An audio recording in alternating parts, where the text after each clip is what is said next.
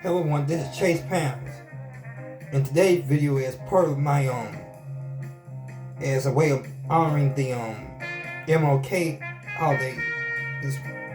The topic I be discussing about is Martin Luther King and his early days, early youth, and his relationship with a white girl.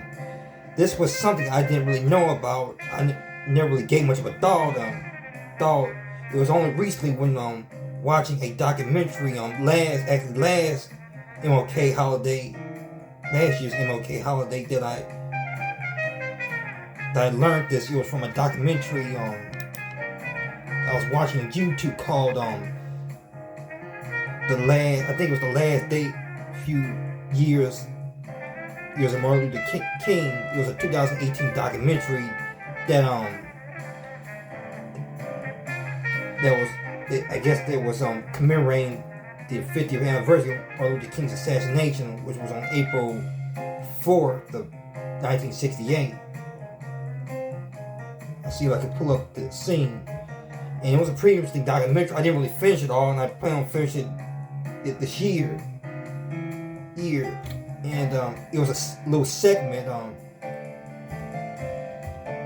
that it kind of talked about this briefly. It was when it was a segment that talked about him, Martin Luther King, and Martin Luther King and the late actor and singer Halle Fonte.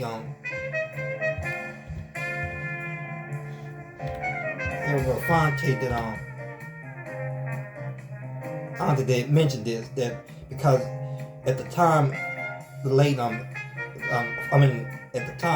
Fonte had an interracial relationship.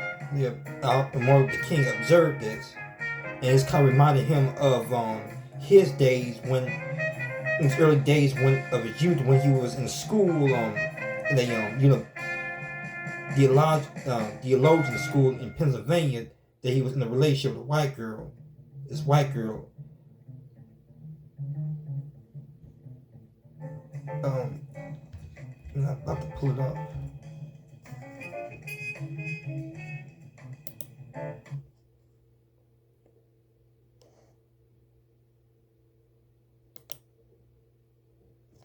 Just a minute, and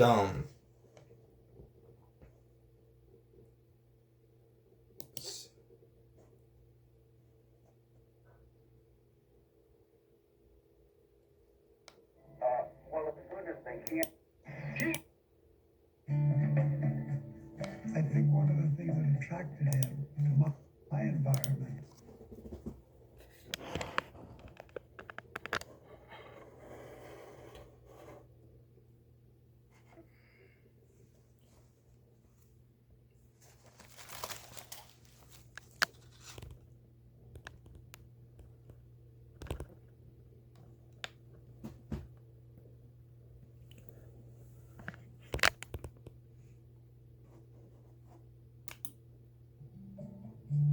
was that here I was, a very prominent Black American, and my wife then was a young woman named Julie Robinson, who was white, and that she and I were married and brought children into the world, and at no point was her presence in my life ever obscured. And Dr. King watched the environment around me accept that and treated us with a lot of kindness and respect. In Martin's earlier life, in his youth, as a student, his first real love was a white woman. He adored this young lady and was deeply pained when the wrath of Daddy King and everybody else came down on him, when he suggested that he wanted a relationship with this young lady. It betrayed everything that Daddy King had in mind for his son. It's rare, Doctor, that we get a chance to see you in New York. You've discovered it's a fun city? Well, I have. Yeah, it was this scene right here, and I did a little bit more research about it. I googled it, googled a few articles about this, and it's in between the years of 1940, about 1948, and between 1951, King was in a relationship with a white girl that was by the name of, I think her name was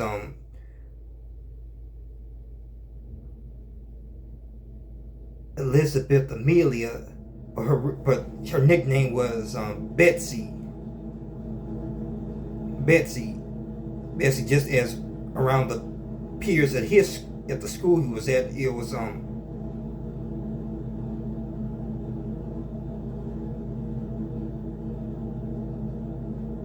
school he was sometimes called MK short for ML, or actually ML short for Martin Luther, and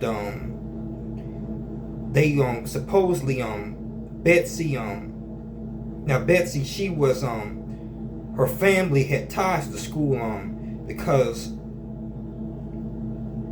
her mother worked as a teacher, a kind of as a dietitian instructor, and she was a cook in the food pantry, and her father too was the electrician at the school too, and she also had it was also different variations. Said one article said mentioned that she was already in a relationship with a professor of Virginia,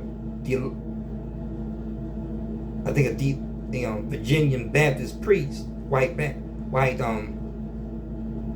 Baptist minister. I think she was studying to be a minister, and at the time, but one day she met Martin Luther King in the back kitchen, and they both had like a chat, like a talk, and that kind of developed into a friendship, and they would eventually start seeing each other on a regular basis, and they grew kind of close. And despite this, people didn't really think much about it. A lot of his peers, a lot of the other people, staff, or the other students in the school never thought much about this. It wasn't really questioned. But that friendship grew and grew over the years, and they became very close.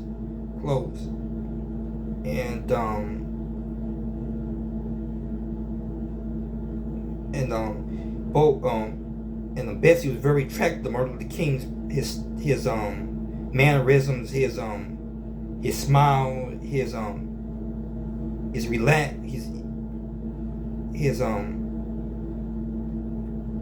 particular way of thinking, and his relaxed atmosphere and stop, I guess. I don't know how to say it. His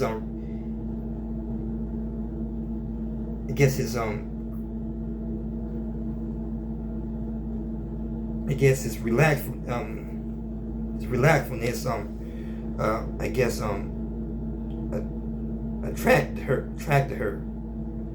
and after over time though, became, as they started regularly seeing each other, they started kind of, in a way, they started going steady a little bit. Sometimes Marlon would take her on dates, sometimes to local restaurants. Right. Even though and this was in the North, though things weren't as rigidly segregated, so it wasn't really a law they were breaking, or offending Jim Crow norms. Though it was frowned upon, even in the North, it was frowned upon. And at the time, it was still taboo for interracial relationships at the time, and interracial marriage as well. And well, even as I said, in the North, even it was like this really even much of this period, even well into the 50s and 60s. As I read in the article, they said many white Americans approved of interracial marriages, and probably there was even a case all the way to 1967 when they enacted the first interracial marriage law. And though you did have a lot of black figures that even before Martin Luther King's time that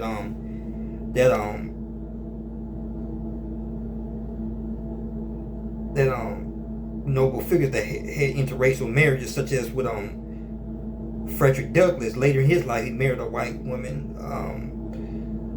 The heavyweight boxer Jack Johnson, he married several white women in his days. Actor Stephen Fetchit, they reportedly dated a white woman as well.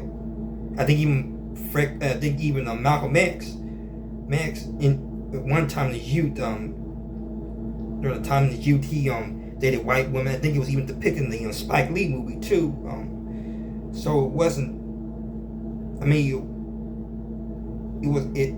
it happened, but it wasn't common, unlike it is today, where it's interracial mixed marriages, or kind of common, just as gay marriages are starting to become more common as well.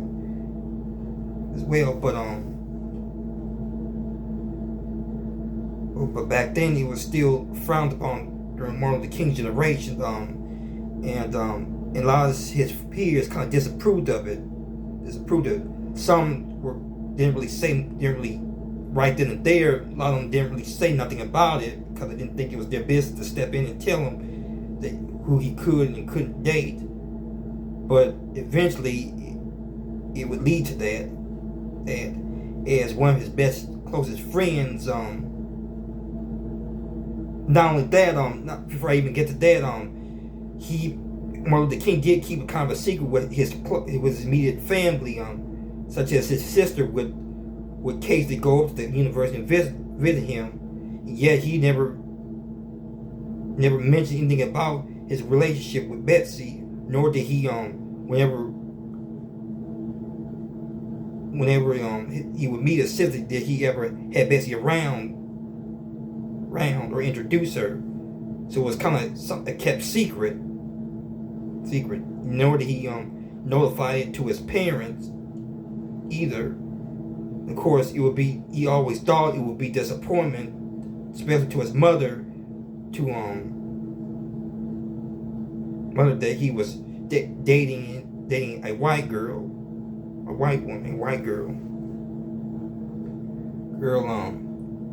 as one of his friends said, he felt since he was in the North, he had like he was trying to make a statement or prove a point that since he was in the North, not in the Jim Crow South, that he didn't have to obey by the norms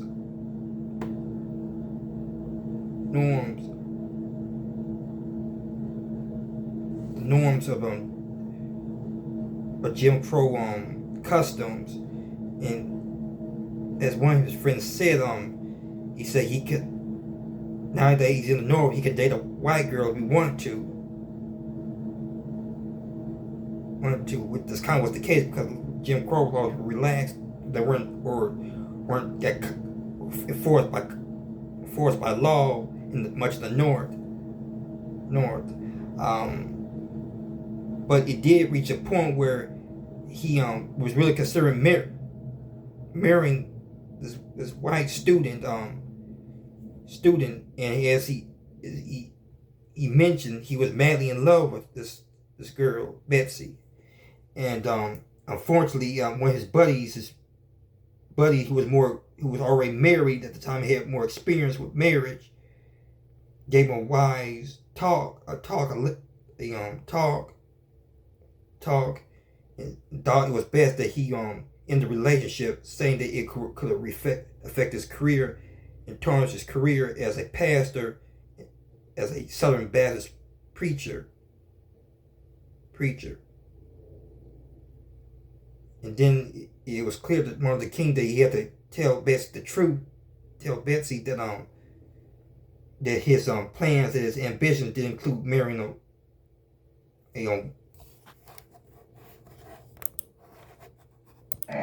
white woman, and not surprisingly, Martin Luther King was severely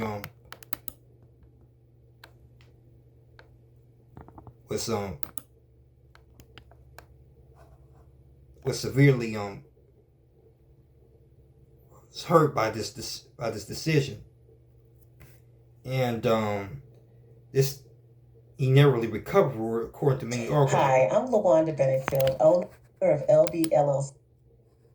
According to many articles I read, and of course as most of you know, that it would be about a few years later, I think, that he would eventually date other women and then eventually find Coretta Scott King, and they would be married in 1952.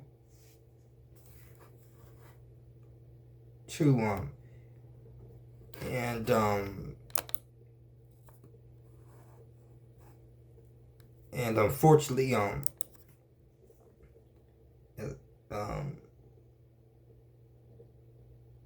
that was the story. What does it take to be the best? It takes determination and collaboration to take that extra step, to never stop.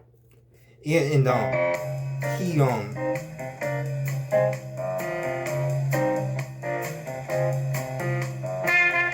rarely spoke about this other in the few articles, a few interviews and articles.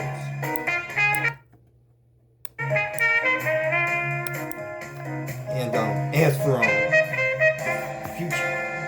for Betsy, the girl he was in a relationship with, she went on to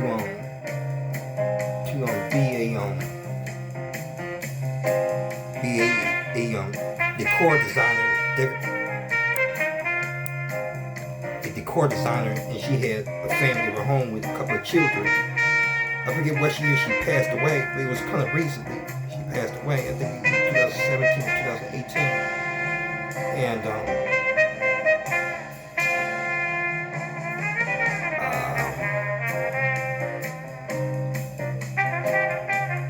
this was firstly researched for the first time. This would be researched in, I think, 1986.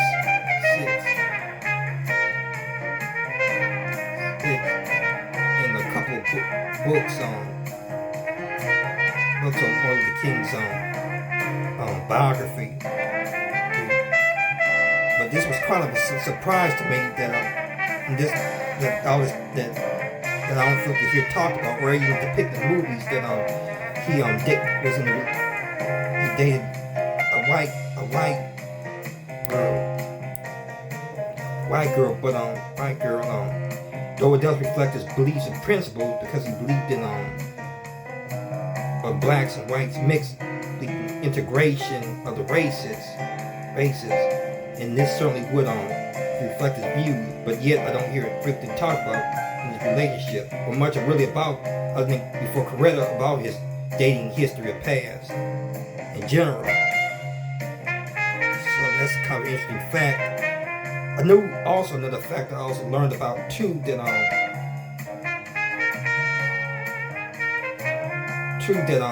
this is probably a fact, and this is probably discussed for another video, that Martin Luther King also helped pay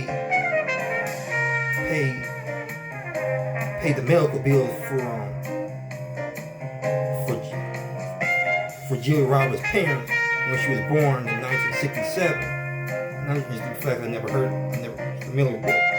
off of another YouTuber. But as I said, I may do a separate video of that for another time. And every year I find something new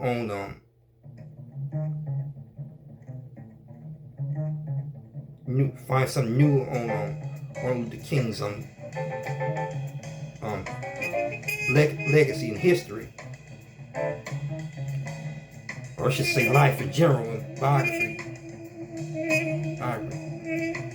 that's all I have to say on the subject. This is another video by Chase Pound. Stay tuned for our next video. Hello everyone, this is Chase Pounds again. I know you may have heard me over my background music. I had the audio up too loud. I tried my best to turn it down, but you may have missed some of the information I was mentioning about King's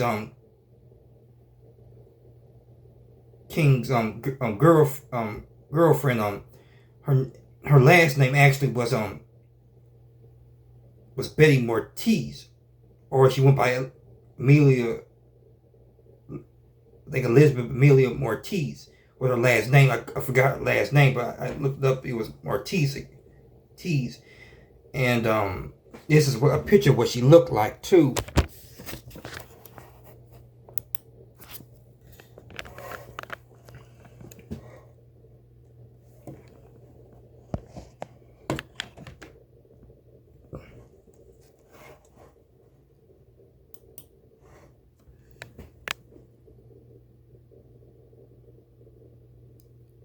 And I was mentioning that later in her life, she eventually married in 1955, married and had kids, and she went on to become an interior house designer, and she was a antique seller as well. And as I said, she died I think about 2017, close to the 50th anniversary of Martin Luther King's anniversary of his assassination. As I said, interviews were done. Well, I mean, interviews were done with many of his buddies and Ortiz herself, or their experience in recollections with the late Reverend MLK, and the first book was in 1986. That the reference this unknown relationship was, and David Thoreau's Burning of the Cross in 1986 was the first book that referenced the this MLK's interracial relationship. And all that, I think I was clear enough with the name of the university. It was Cruiser Theological Seminary in Chester, Pennsylvania. That was the school he went to.